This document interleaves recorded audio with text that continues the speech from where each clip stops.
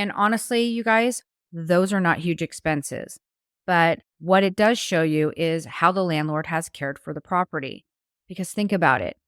If you're getting something ready to sell, you're usually going to spiff it up and make sure everything is looking good and working well. Like when you're selling a car, it's usually the cleanest on the day you buy it and on the day you sell it, right? If you're able to find a bunch of problems when checking out a potential rental property, you're likely just picking up more than you prefer to handle. You're picking up someone else's problems. If it's obvious that the owner has not done preventative maintenance or you find clear lease violations in occupied units, you're looking for a lot of work to make that place top notch to yield your best market rents.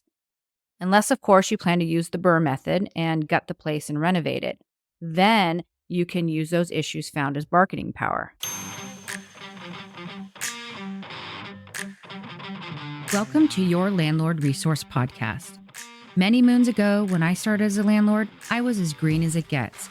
I may have had my real estate license, but I lacked confidence and the hands-on experience needed when it came to dealing with tenants, leases, maintenance, and bookkeeping.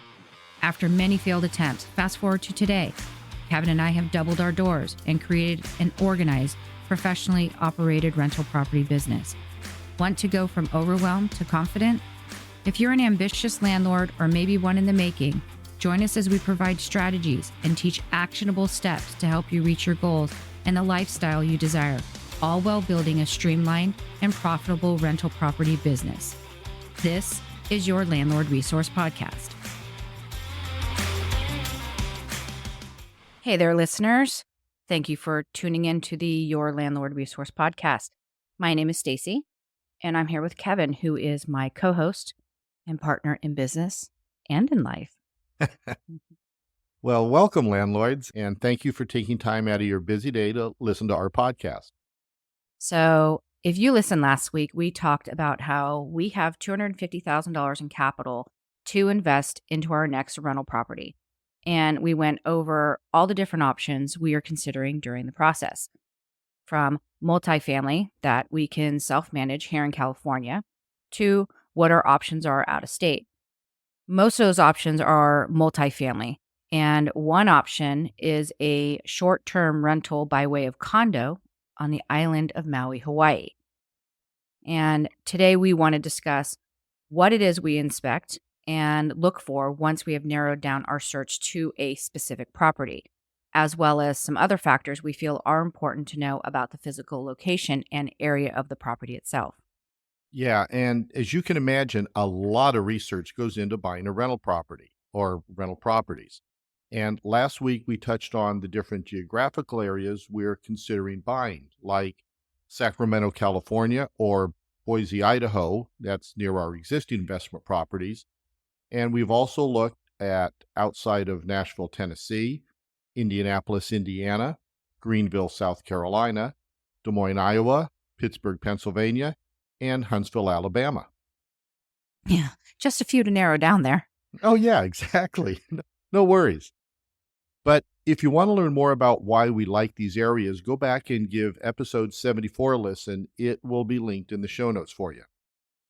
So those are the areas, and even though some will appreciate much faster, given we are planning on the property being a long-term hold of 10 years or longer, some will cash flow faster, so we need to figure out which is more important to us. And why we would consider appreciation over cash flow is because these are all part of our retirement portfolio.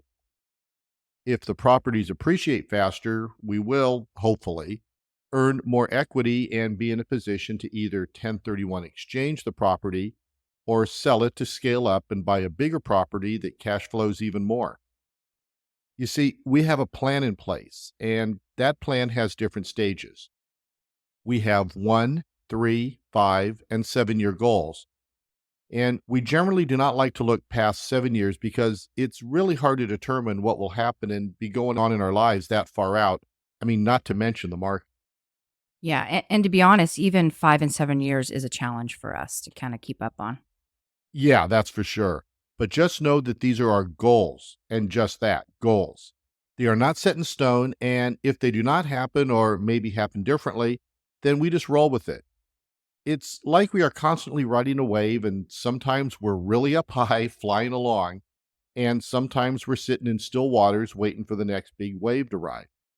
There are a lot of factors that contribute to our investments, and as with everyone else, where cash flow and appreciation are the two main things we are looking for, there are certain things in our own personal life that we have to consider as well into the areas we are looking to invest.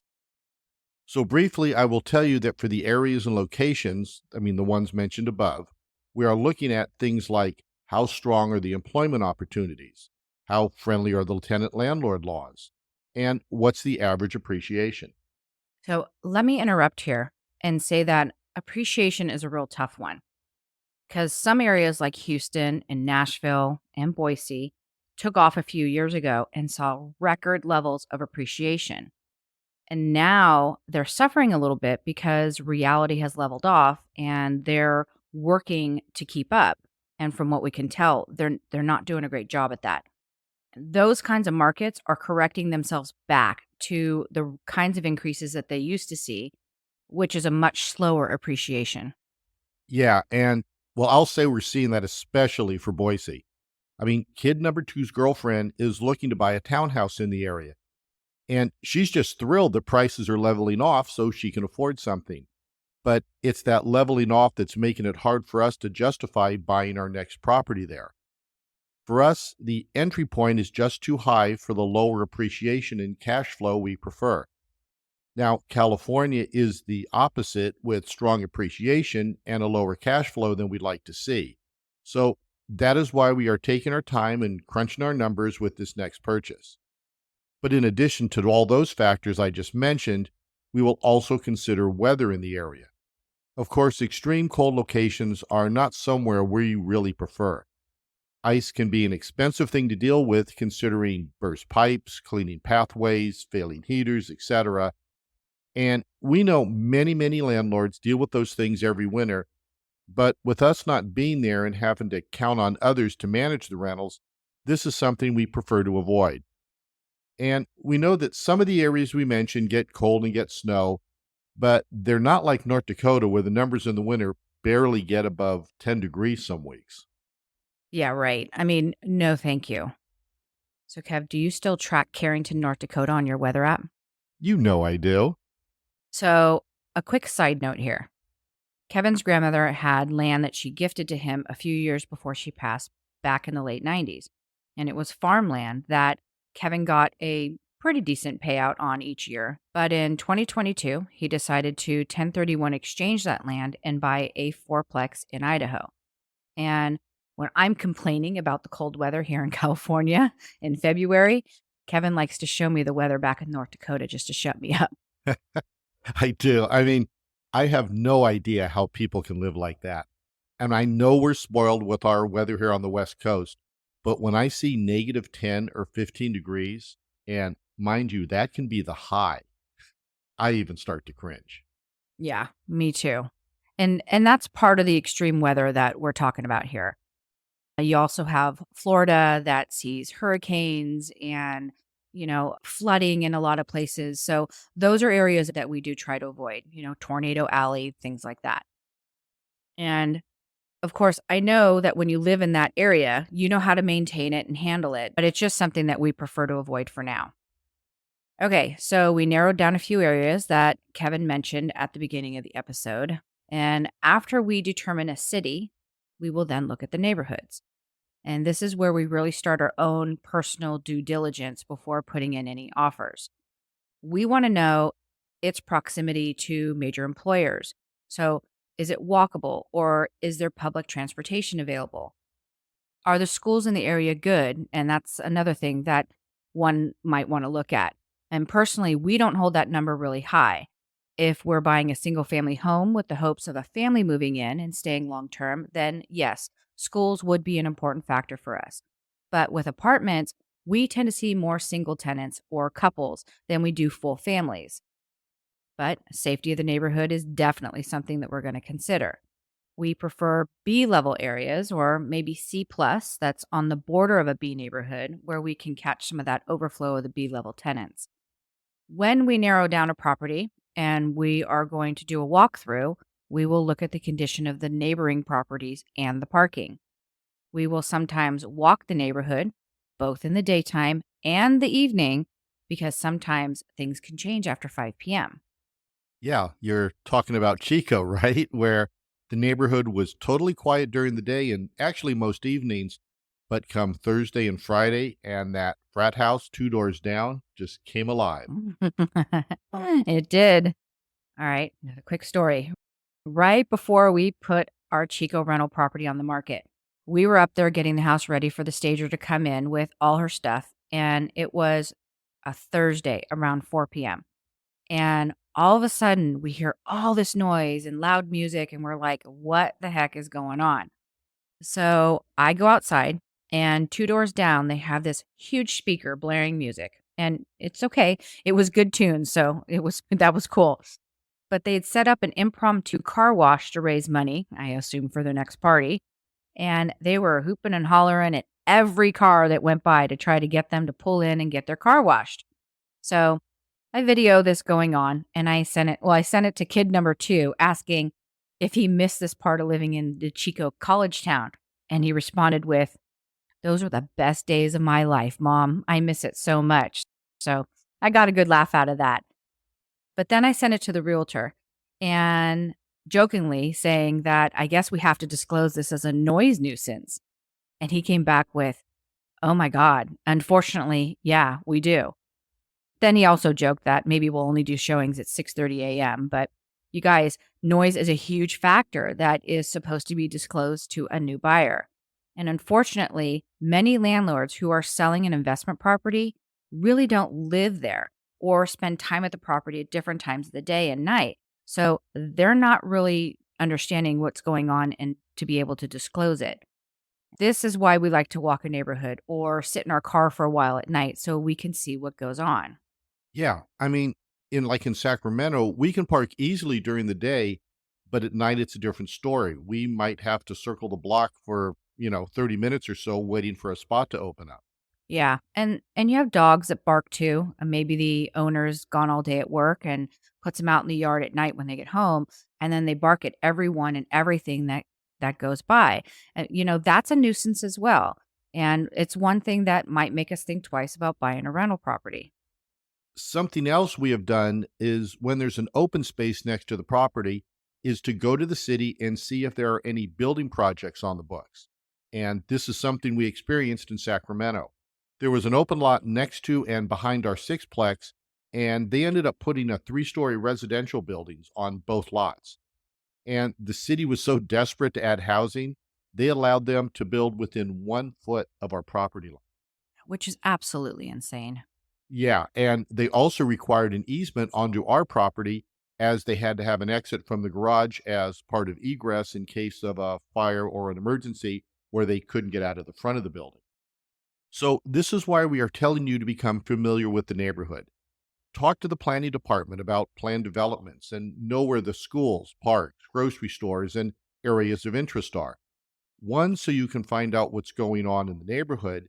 And two, you can also use that to market the units when you have a vacancy.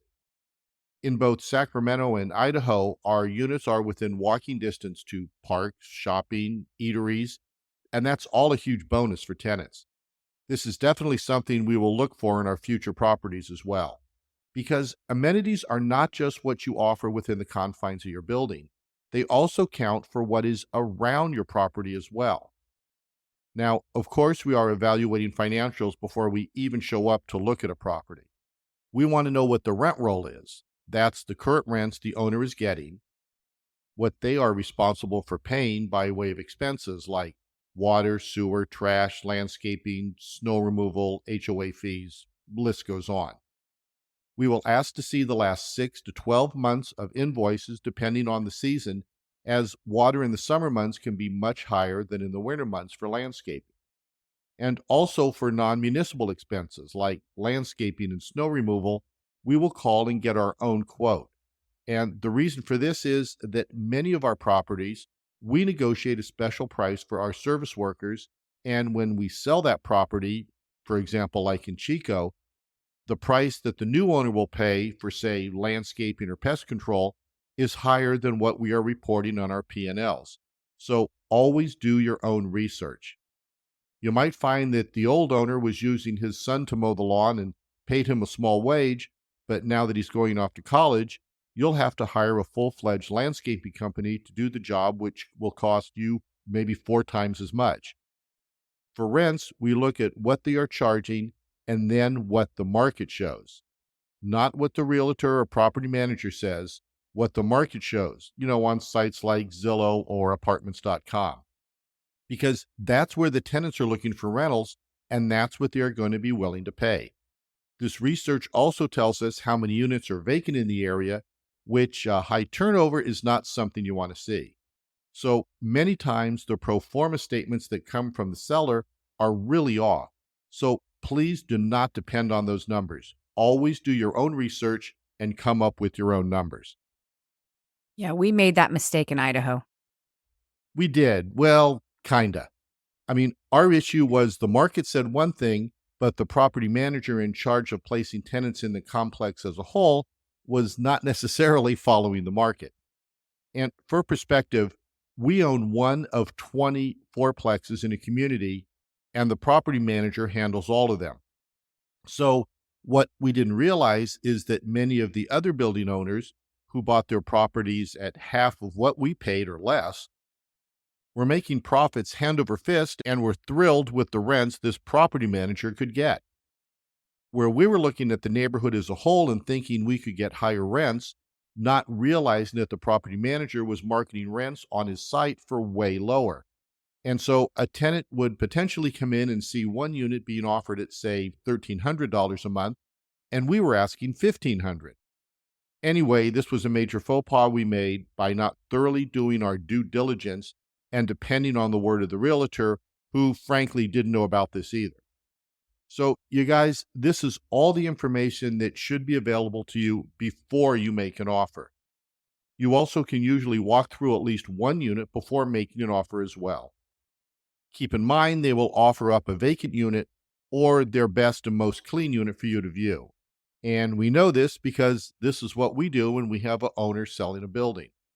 Usually there is always one great tenant who is open to having their unit toured and they keep their place nice and clean, which is wonderful for a potential buyer to see.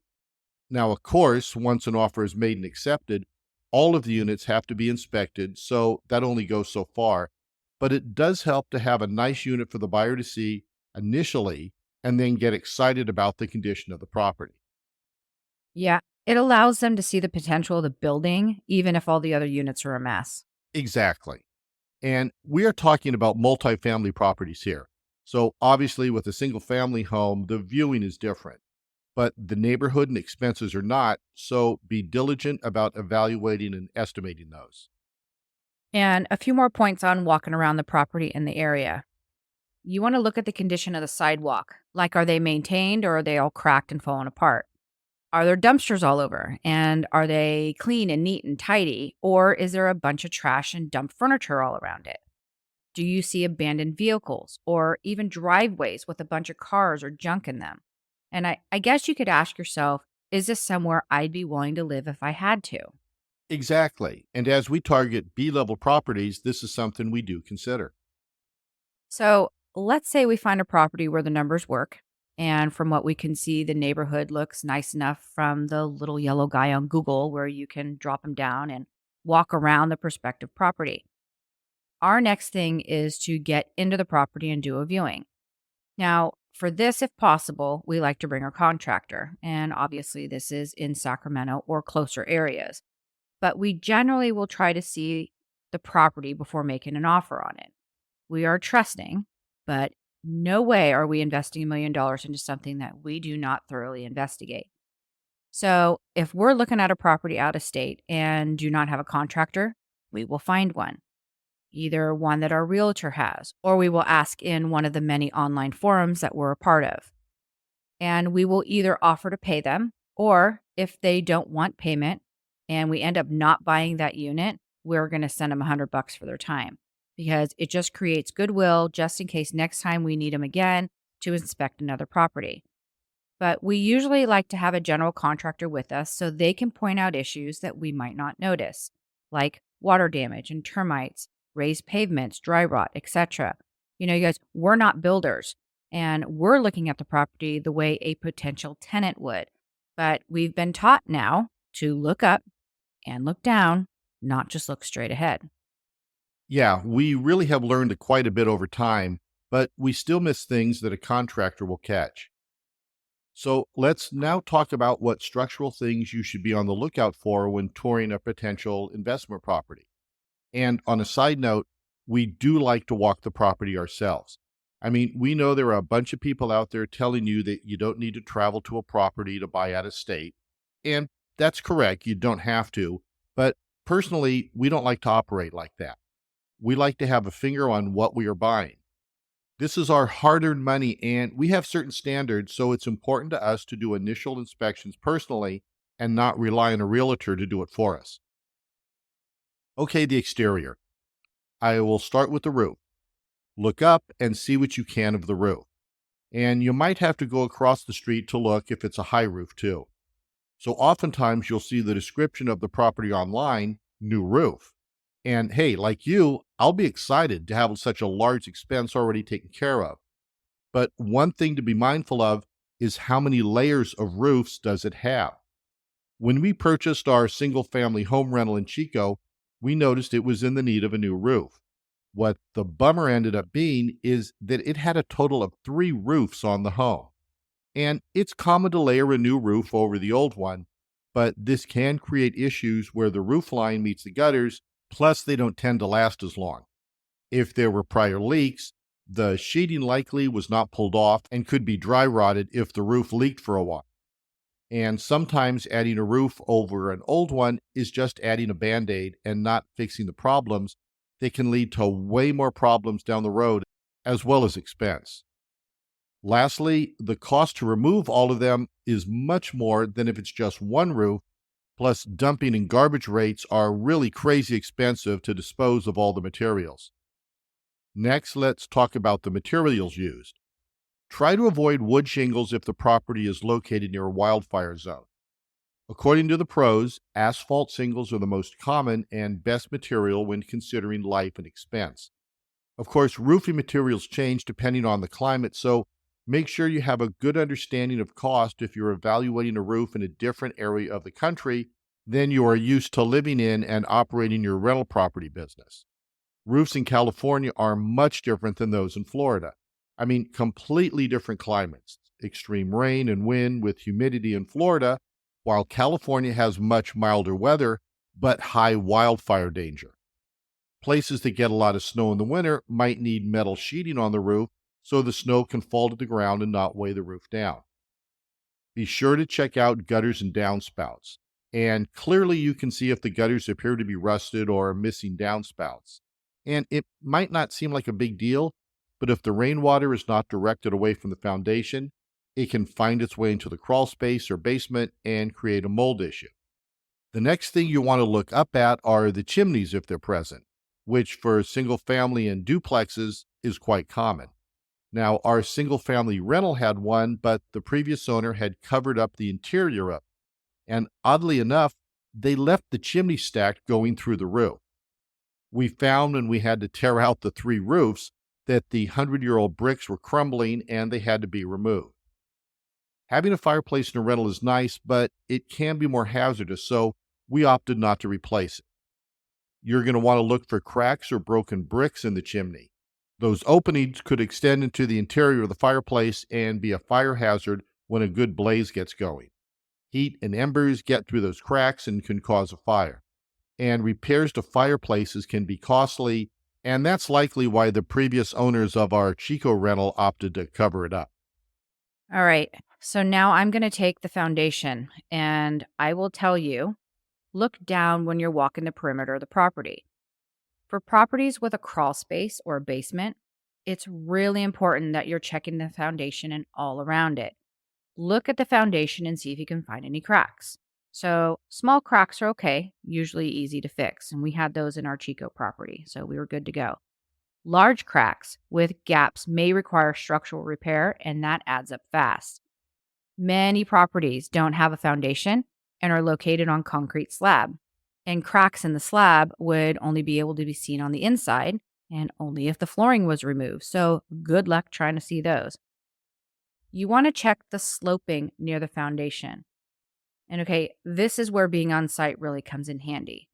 One issue that we recently found on a property that we were looking at was that the land that led up to the foundation was sloping downward into the foundation, also known as a negative slope. Unfortunately, this is a way for rainwater to seep into the basement or crawl space and create mold. And sure enough, when the crawl space was inspected, there was mold present. Can it be remedied? Absolutely, but for a price. So look for property with land that slopes away from the house, not into it. And while looking at the sloping of the land around the foundation, look at the landscaping. Check around the perimeter of the property for large trees where roots might extend under that foundation. And if you catch those tree roots early, you can remove the tree without having foundation work to repair and secure. Large trees can also mean that the canopy hangs over the property, and that can allow rodents to access the roof in the attic area. We had this problem in Chico. They also mean maintenance, so make sure that you are considering all that in your expenses. In areas where there's a lot of rain, it's good to have gravel or cement around the perimeter of the home, as long as it slopes away from it. This is one of the most cost effective methods of preventing overgrown weeds and shrubs and possibly soil mounds from compromising your building. You want to check out the water and the gas meters. When you're buying a multi unit property, see how many water and gas meters there are. If it's a fourplex, but you see 5 gas meters, there may be an area where you can add an additional unit. Also, evaluate where they are located on the property and do they have updated piping going into your building. And one water meter versus one for each unit means as a property owner, you are responsible for the water bill. And you can certainly use a RUB service, that's ratio utility billing service, and they use metrics and they divide the bill amongst the tenants. But in some areas, there are stiff regulations to follow and it may not be worth it. Water bills can add up fast, so make sure you're accounting for that expense in your analysis. Air conditioners are another one you need to inspect. And okay, maybe this is not evaluating a structural item on the property, but we have seen some doozies when we've been doing our inspections. Window units that were braced up and held by a 2x4. Yeah, not kidding there. Newer units that have vibrated nearly off the cement pad. And no, the people did not fix this before actually allowing people to come and look at the property. Roof units that were rusted and leaking, and the list goes on. So, where AC units are now becoming legal requirements in some states, we see you, Oregon, they are absolutely a necessity in many areas where the summer heat and humidity can be unbearable. Does this mean that the previous owner took care of the units and had them serviced every spring? No, it does not. So, you want to look for debris at the top of the unit, rust, or corroded fittings if you have access to it. And depending on the number of units, air conditioners can be really expensive to replace. So, yeah, super important to check those out. Okay, you're going to want to check on decks, stairs, railings if there's any on the property. And DIYers have the best intentions, but building decks and stairs really needs to be left to the professionals. I mean, there are codes for a reason. It is important to know if the stair tread is the correct depth, the rise, that's the height of the stair, is not too tall or too short, and the railings need to be at a specific angle and height as well. Posts need to be bracketed and secured in cement to deter dry rot at the bottom, and a certain number of supports to avoid deck boards from sagging. Buying a rental property that has these structural issues can be a liability lawsuit just waiting to happen. Railings that are not secured and then leaned on can give way and someone could fall. An uneven stair tread can cause someone to trip while going down. Dry rotted posts and supports can cause the deck to collapse if too many people are standing on it.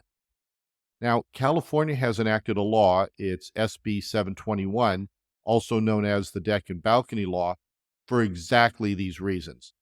And we did a podcast all about it. And if you own or plan to own rental property in California, you really should give it a listen. The deadline is coming up. It's in January of 2025. And after that, they will be issuing some pretty steep fines for noncompliance. We will link that in the show notes for you. Yeah, and sorry to be the bearer of bad news, but I need to just let everyone know that other states are also working on a law similar to the one here in California. So be aware that if you have any issues with your stairs or decks, you need to be diligent about handling it. Yeah, good point. Okay, finishing up the outdoors. You want to look at the siding and especially around the windows and windowsills, looking for dry rot and water intrusion, which, to be honest, we can now spot dry rot. But if a home is freshly painted, they could easily spackle or bondo over dry rotted wood and then paint, and you'll have no idea. My dad does that. Yes, he does. So, this is where your contractor or at some point the home inspector really earn their money. Professional inspectors are expected to and will dig a little deeper with their inspections and look for all the things we have mentioned and still have to discuss. Okay, moving on to the inside of the property. Now, it might be tough to find some of these issues as normally when you do an interior walkthrough for a rental property, it's pretty quick, especially if there is a tenant living there. But if you can, look at the windows and look for mildew or fogginess to see if the seal is broken, making them not very efficient. You'd also like to know if the windows open properly for egress because this is a code for bedrooms and living areas in case of an emergency. Yeah, we see a lot of this issue in older homes where the windows are those sash style with the rope and the pulley mechanics, where the ropes are broken and the windows don't stay open. Yeah. And what we also see windows that are painted shut as well. I mean, we had a couple of those in Chico, but we're lucky there were other windows in the room that did open. Not well, but they opened. If you get a chance, check out the water heaters and mechanicals. And unless you know exactly what you're looking for, it's kind of hard to tell what their condition is. But usually they will have a sticker on them that says when they were manufactured. So it kind of gives you an idea of how old they are and when they should be replaced. Now, older water heaters might not be as efficient, but they sure do last longer than the newer ones that are out now. You also want to see if there is any asbestos on the vent pipes, because that can be a pretty hefty expense added if you have to get a whole new heating system. Take a minute to check under the kitchen sinks as well, and look at the base of the cabinet for water stains. This could indicate a leak. This could also be from an aging garbage disposal that is rusted out and leaking as well. Yeah, and do the same thing with the bathroom sinks. And honestly, you guys, those are not huge expenses. But what it does show you is how the landlord has cared for the property. Because think about it. If you're getting something ready to sell, you're usually going to spiff it up and make sure everything is looking good and working well. Like when you're selling a car, it's usually the cleanest on the day you buy it and on the day you sell it, right? If you're able to find a bunch of problems when checking out a potential rental property, you're likely just picking up more than you prefer to handle. You're picking up someone else's problems. If it's obvious that the owner has not done preventative maintenance or you find clear lease violations in occupied units, you're looking for a lot of work to make that place top notch to yield your best market rents. Unless, of course, you plan to use the Burr method and gut the place and renovate it. Then you can use those issues found as bargaining power. Okay, continuing with the inside. Look up. Look up at the ceiling. You're going to look for brown spots that indicate a leaky roof or a water leak. You want to look for smoke detectors, and you should find one in each bedroom, as well as the hallways and the living areas. Check around the top of the chimney for water stains, because there may be a need for some flashing work done outside to protect the roof. If you can get access to the crawl space, peek in there and see if you can notice a vapor barrier to protect the foundation. If it's just dirt, then there's nothing to keep that water away from the foundation. And we had this issue in Idaho.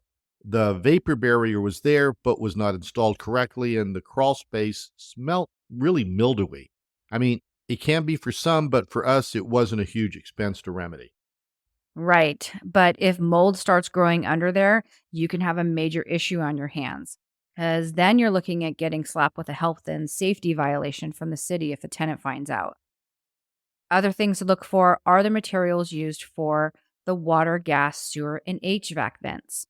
You want to make sure there's no lead or galvanized pipes, and like Kevin mentioned earlier, no asbestos wrapped HVAC vent pipes. If you really want to dig deep on an older home, use a screwdriver to remove the plate to a light switch or a receptacle and check and see what kind of electrical wiring there is. You want to see thick, white coated Romex.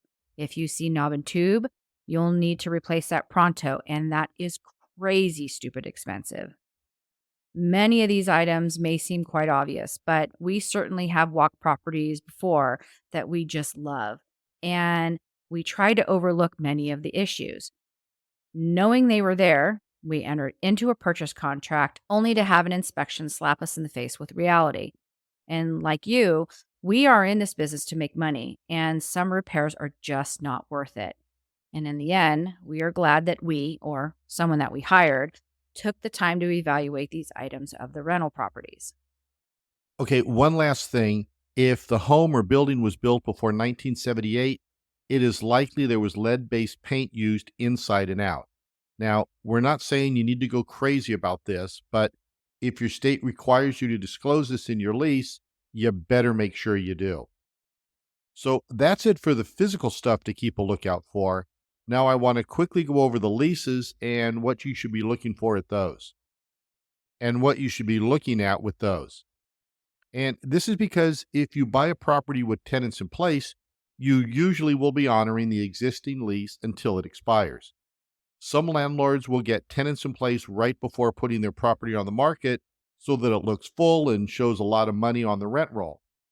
Now, personally, we prefer to buy a place fully vacant so that we can go in and do all the renovations and then place new tenants using our own lease. Now, you can request tenants sign a new lease with you, but they don't have to do that. They have a lease with the old landlord, and those leases do transfer over with the sale and remain in effect until expiration. Okay, leases. You likely will not get to look at the leases until after you make an offer and it has been accepted. And this is why it's important to look at the rent roll that will give you what the current rents on a rental property are. But if you get to the point where you can inspect the leases, you want to be looking at their expiration dates. Some landlords, Stacy has a family member that does this, prefers 2-year leases on his single family home rentals. And you know what? That's a long time to wait if you end up having issues with an existing tenant. You also want to see what the current owner has agreed to. Some will pay tenants for maintenance work, and if you have your own team or prefer to do the work yourself, this will need to be addressed. And some leases are super old and not updated to include proper protections for landlords. There may be concessions for fees waived, utilities paid for by the owner, or use of space within the rental that you want to use yourself, like a garage or a storage shed. So, if you get the opportunity, go over the lease line by line to see what it includes.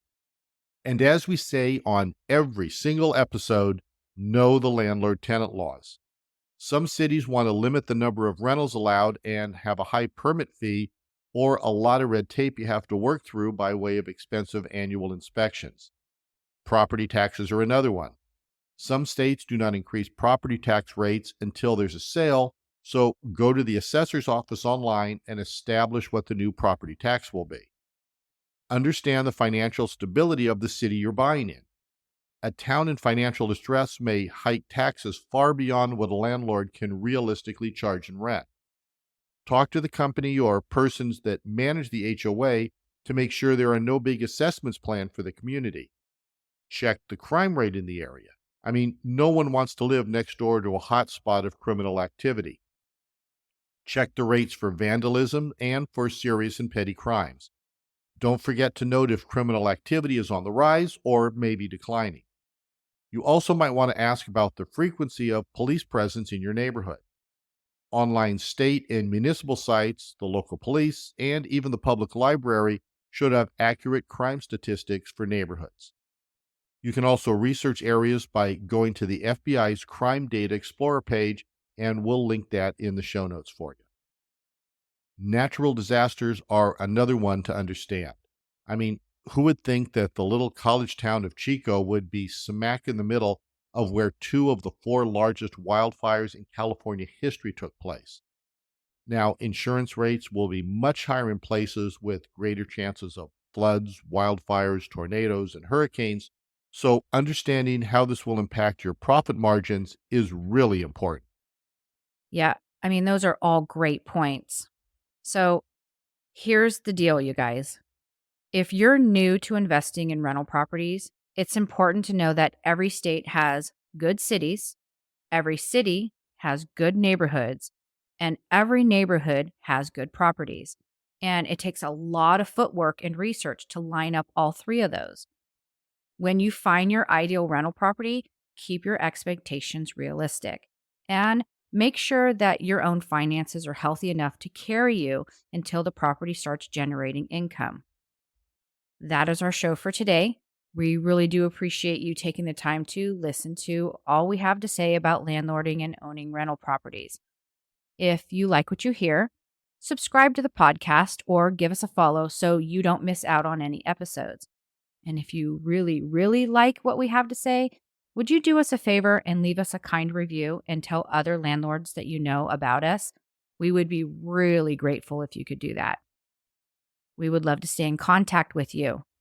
In the show notes, you can find links to all of the free downloads that we offer, ways to sign up for our free weekly newsletter, and the waitlist for our upcoming course on placing your ideal tenant, of which a significant portion of the course will be on tenant screening. There's also links to our social media accounts where we share very informative and detailed tips and tricks for landlords, so check those out. I think that's about it. Thanks again for listening, and until next time, you've got this, landlords.